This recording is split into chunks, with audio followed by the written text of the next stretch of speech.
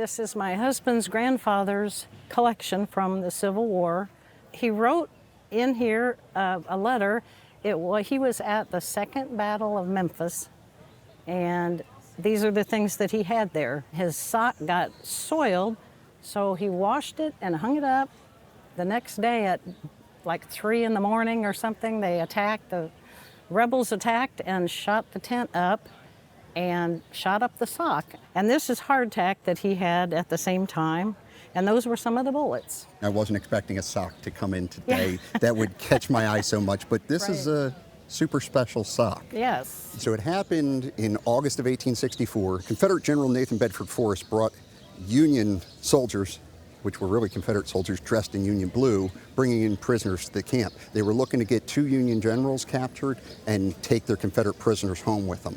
They opened fire and surprised the Union with this attack at about 4 a.m. This sock says it was hung at 3 a.m. because it was soiled and dirty to dry on his tent. Really basic. You know, 2 guys, 1 little tent as coverage, drying out his wet socks. I noticed on there he said the boys called it a dog tent.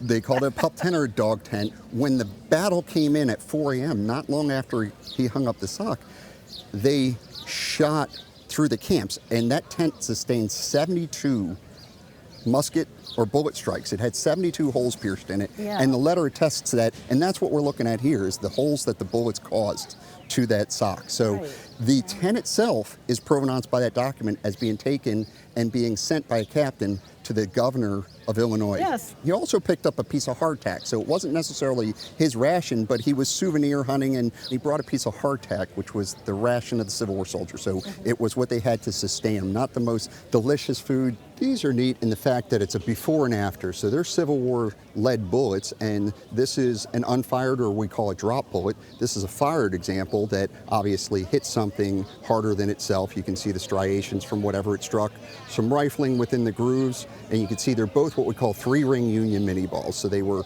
standard issue and undoubtedly picked up on the same field, as the 137th Illinois was only in 1 engagement, and this is a fired bullet, so that would attest to it belonged to the same battlefield as the other 2 objects. These passing through, you've got to imagine the scene of these soldiers leaving the camp and nearly losing their lives.